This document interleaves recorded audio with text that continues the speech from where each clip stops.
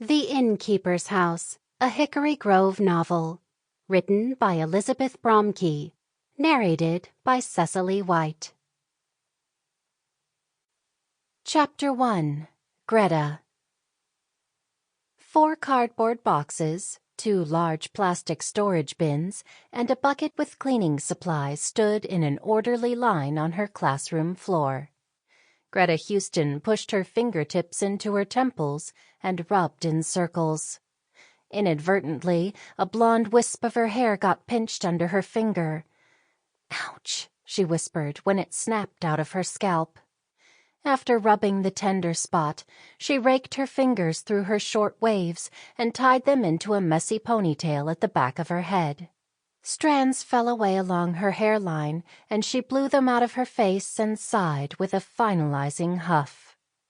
"It's for the best," Greta declared triumphantly to herself, striding to her desk to begin the emptying process. It was for the best.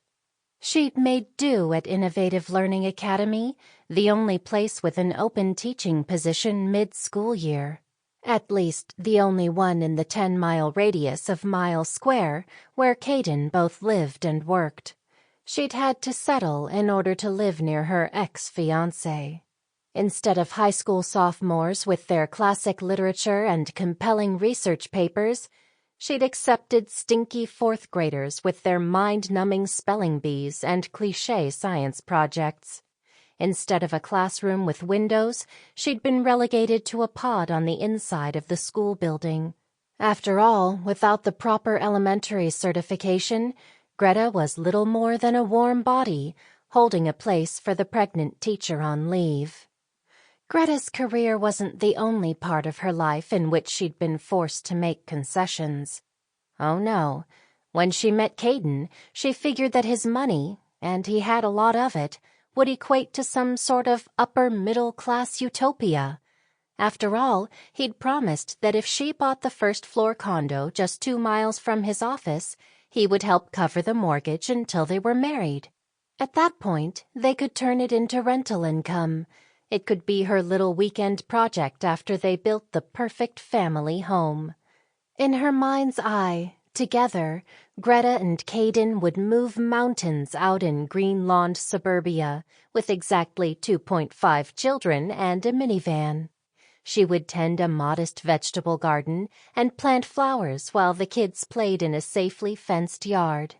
Every weekday morning, all 3.5 of them would wave pleasantly to Caden as he left for work, his suit and tie in perfect order, for a pat 8-hour workday.